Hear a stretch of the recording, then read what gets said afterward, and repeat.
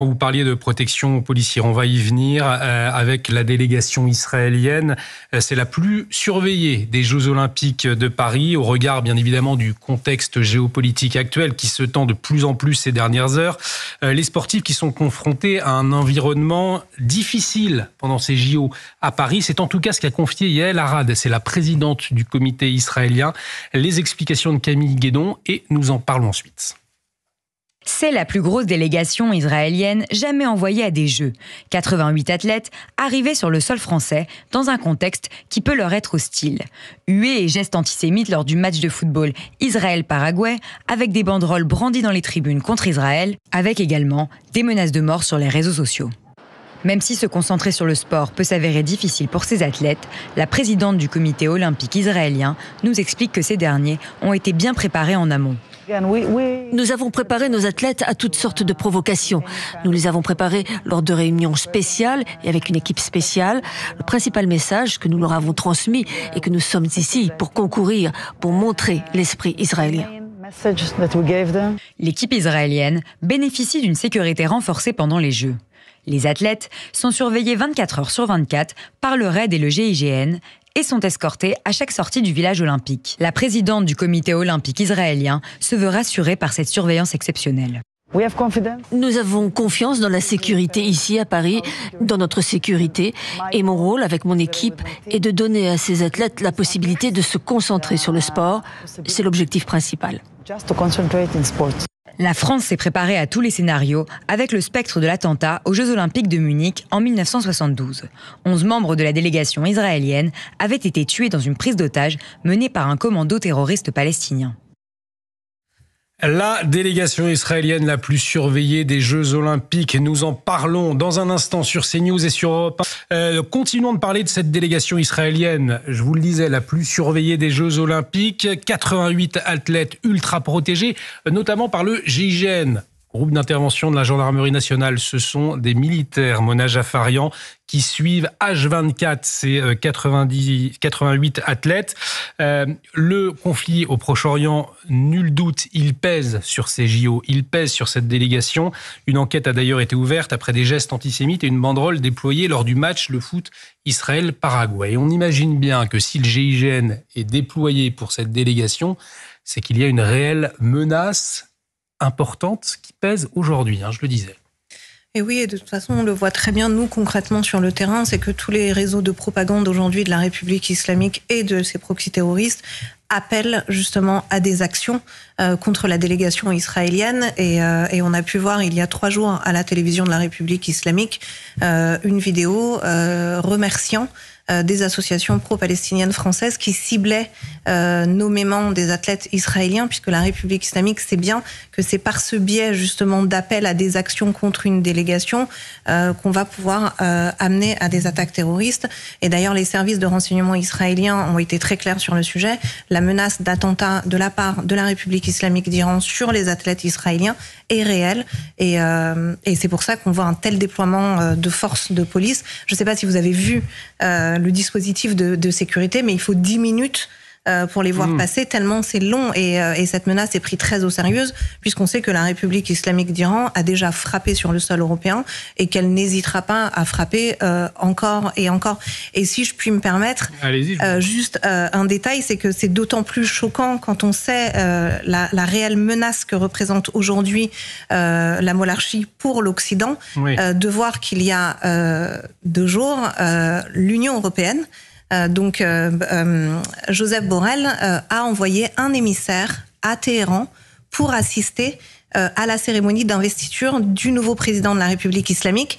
Donc cette personne était quand même assise dans un hémicycle où une foule fanatisée pro-République islamique était là avec Haniyeh, avec le chef du djihad islamique palestinien, avec le chef des Houthis, et que la pièce entière criait « mort aux États-Unis, mort à Israël ». Donc on a un peu du mal aujourd'hui à comprendre pourquoi l'Union européenne envoie un représentant, pourquoi légitimer aujourd'hui des organisations terroristes, quand on sait à quel point les services de renseignement français et à quel point la police française est mobilisée pour empêcher justement ces gens-là de frapper sur notre sol. Alors on l'a bien compris, Israël qui, dans le contexte géopolitique actuel, Joseph Touvenel, eh bien, se prépare à une riposte de l'Iran, après avoir éliminé le chef du Hamas, le chef du Hezbollah également.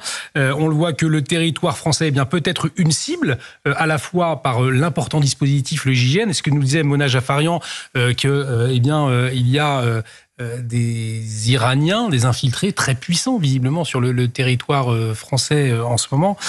Donc effectivement, tout cela n'est pas rassurant. Alors, deux choses. D'abord, contrairement à Thomas Porte de LFI, je dis bienvenue aux athlètes israéliens, parce que l'esprit des Jeux Olympiques, c'est justement de pouvoir, dans le sport, rapprocher les gens qui ont des différences ou des pays qui sont en conflit. Rappelons-nous l'époque de la guerre froide, Mimoun Zatopek, Mimoun pour l'Occident français, et Zatopek tchécoslovaque, que certains nous présentaient comme c'était la partie communiste. Et ce sont devenus deux très grands amis. Voilà ce que peut faire le sport. Réunir à un moment donné sur des valeurs, à un moment donné, au-delà du politique. Et donc, je souhaite qu'avec les athlètes israéliens, ça puisse se passer comme ça. Ensuite, il y a la menace, évidemment, de l'Iran, aujourd'hui, de représailles par rapport à ce qu'a fait Israël, ce qui, à mon sens, était tout à fait justifié. Quand on a des gens qui provoquent des attentats, des gens qui disent qu'ils vont détruire notre pays, il est normal de réagir et de les éliminer. Maintenant, on a un risque, nous, sur notre territoire national, oui, c'est pas nouveau. Les attentats islamistes ou les attentats venant de l'Iran, c'est un peu la même chose, parce que les uns et les autres s'entremêlent, on les connaît. C'est un risque, il faut qu'on l'assume. Moi, je remercie encore les forces de sécurité, les forces de police, et ceux qu'on voit beaucoup moins, nos services de renseignement qui font un travail admirable. On sait qu'il n'y a pas de réussite à 100%, donc il y a cette part de risque. Il faut qu'on l'assume. Et puis, je n'oublie pas non plus, puisqu'on évoque ceux qui ont été tués par les Israéliens, que les Israéliens ont éliminé celui qui était au départ de l'attentat de Drakkar au Liban, où il y a 58 de nos parachutistes français qui ont été tués dans cet attentat. Et donc, les Israéliens ont fait le travail que nous n'avions pas encore fait. Rappelons-le pour les auditeurs d'Europe 1 et les téléspectateurs de CNews, vous qui nous regardez, qui nous écoutez, que le ministère de l'Intérieur, cet après-midi, a publié une note, Reda Bellage, pour renforcer la sécurisation, notamment des lieux de culte de la communauté juive française. Là encore, cela montre qu'il y a une réelle menace dans un contexte géopolitique très tendu ces dernières heures. Effectivement, quelles sont, vous, les informations dont vous disposez à cette heure concernant cette menace? Il va y avoir un redéploiement peut-être des forces sentinelles, c'est bien cela qu'il faut comprendre?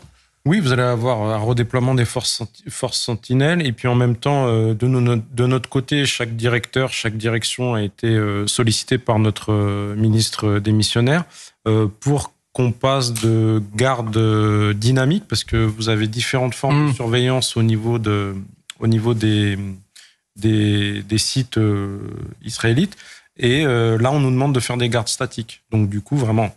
Mais je précise quand même qu'il faut l'accord, ça c'est très important, parce que souvent certains refusent, du responsable du lieu de culte pour qu'on reste en garde statique. Parce que des fois, certains pensent que du fait qu'il y ait des policiers, ça attire l'attention de d'autres délinquants.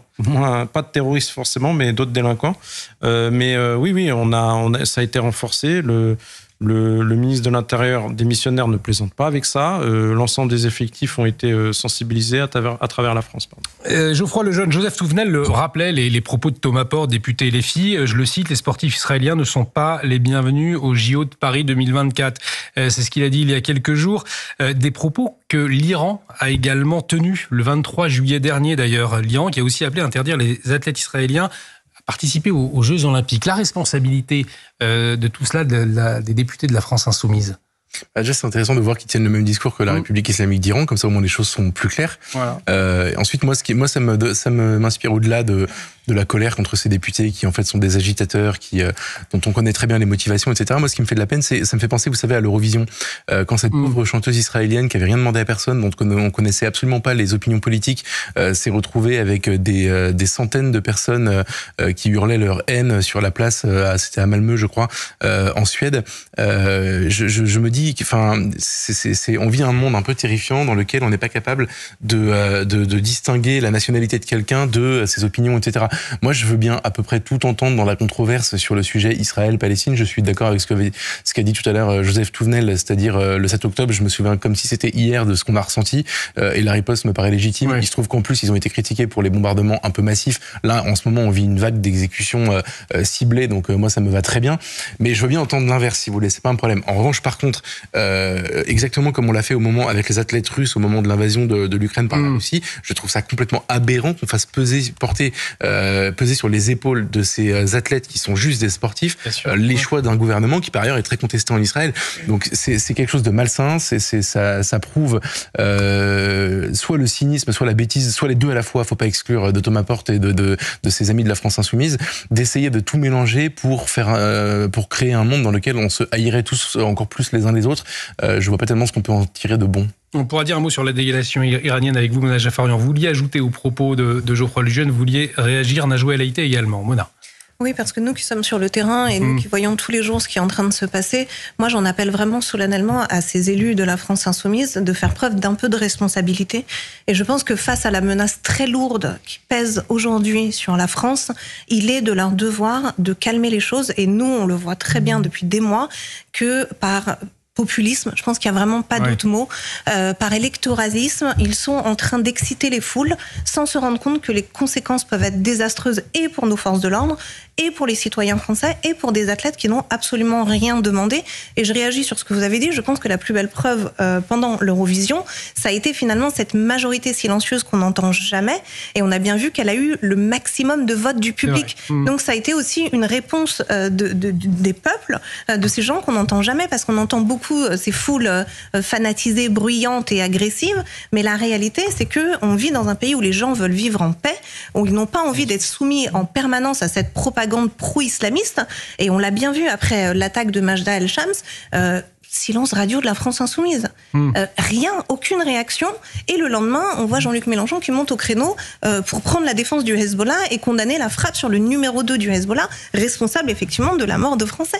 Donc si vous voulez, nous qui sommes activistes, qui sommes sur le terrain et qui voyons le danger, on voit les menaces de mort, on voit ce que les services français font aujourd'hui pour protéger la population française, il en va de leur devoir en tant que députés de faire preuve d'un peu de retenue et de réaliser la menace qui pèse aujourd'hui sur la France. Dans le contexte très compliqué, effectivement, Najwa El Haïty, la responsabilité des politiques de la France Insoumise, elle est essentielle aujourd'hui. Tout à fait, mais appeler à leur responsabilité, je pense que c'est peine perdue. Pourquoi je dis ça ? Parce que vous avez quand même une députée LFI, Sophia Chikirou, qui dit quoi, Sophia Chikirou, dans un message Instagram? Elle qualifie le chef du Hamas, monsieur Ismaël Haniyeh, j'aimerais pas déformer ses propos parce qu'ils sont extrêmement graves, de martyr et de résistant. Et en fait, elle glorifie le terrorisme et c'est un appel à la haine. D'ailleurs, il y a des plaintes qui vont être déposées. L'UEJF qui a déposé plainte effectivement contre Sophia Chikirou et Urgence Palestine pour apologie du terrorisme, alors que ces derniers, vous venez de le dire, ont qualifié Ismaël Haniyeh de martyr et le Hamas de résistance. Alors, c'est effectivement un post sur le compte privé de Sophia Chikirou. Nous, à titre personnel, nous n'avons pas pu vérifier.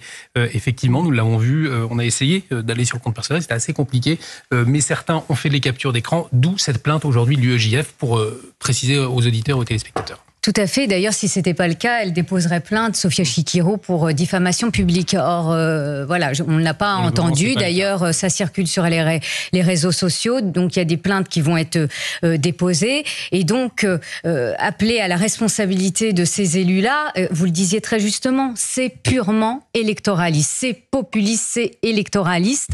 Et donc, ils attisent en effet la haine. J'aurais bien aimé qu'ils appellent à la paix. On est tous pour la paix. Enfin, bon, en tous les cas, moi, personnellement, je suis pour la création de 2 États.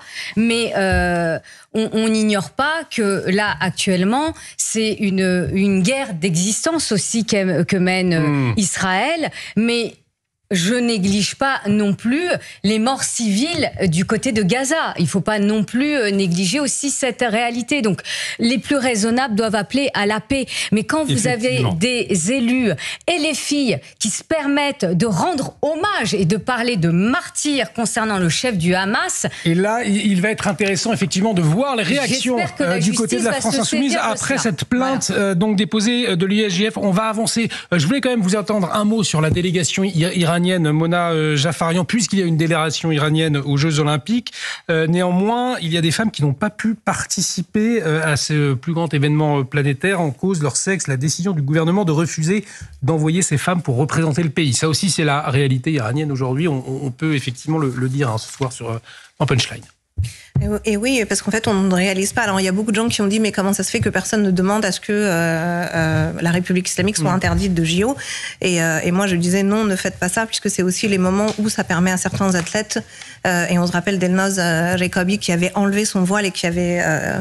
dans l'épreuve d'escalade et qui était apparu cheveux au vent, et qui avait subi d'ailleurs un emprisonnement et la saisie de tous ses biens de retour en Iran. Mais il faut savoir que pour les femmes aujourd'hui de la délégation iranienne, il y a des disciplines qui leur sont interdites. Oui. Elles sont obligées d'avoir l'autorisation de leur mari, de leur père, de leur frère pour pouvoir quitter le pays. Elles n'ont pas le droit d'avoir un entraîneur homme.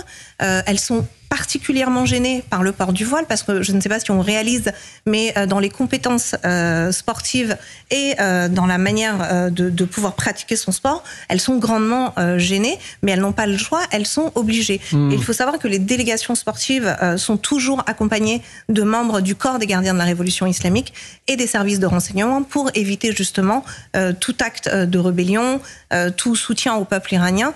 Donc on a un peu tendance à oublier qu'on a ces athlètes qui sont là sous nos yeux, et c'est vrai que nous, parfois on est un petit peu dépité quand on voit par exemple les campagnes actuelles d'Amnesty France ou d'Amnesty International qui insistent beaucoup sur l'athlète française qu'on ne laisse pas concourir avec un voile, et qu'on entend un silence assourdissant vis-à-vis des athlètes iraniennes qui sont soumis, elles, pour le coup, à un véritable apartheid de genre. Eh bien, moi, j'aimerais les entendre un peu plus là-dessus, d'autant plus que l'ONU vient quand même, un rapporteur spécial de l'ONU vient de rendre un rapport édifiant qui accuse là, pour le coup, la République islamique de génocide, de viol, de crimes contre l'humanité et d'exactions. Donc, moi, j'aimerais un peu plus entendre ces organisations-là sur le sort des femmes iraniennes. Et c'est pour porter justement la voix de ces femmes iraniennes que vous avez créé le collectif Femmes Azadi. Mona Jafarian, vous vouliez réagir avant de parler économie ? Il y a un mot d'économie aussi. Pour dire toute mon admiration pour ces femmes iraniennes qui sont souvent battues, emprisonnées, voire pendues. C'est un courage admirable.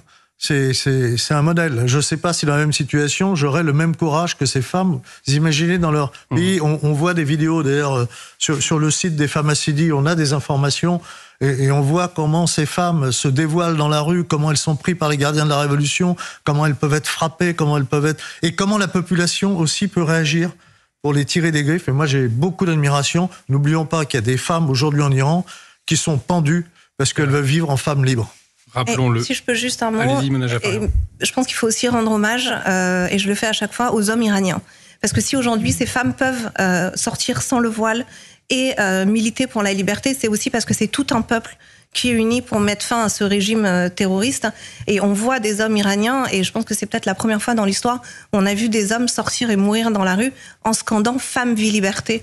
Et je pense que c'est important de parler vraiment d'une union d'un peuple contre un régime. Et aujourd'hui, on sait qu'à peu près 90%, le peuple iranien est opposé à la monarchie. Et merci pour ce témoignage, Mona Jafarian.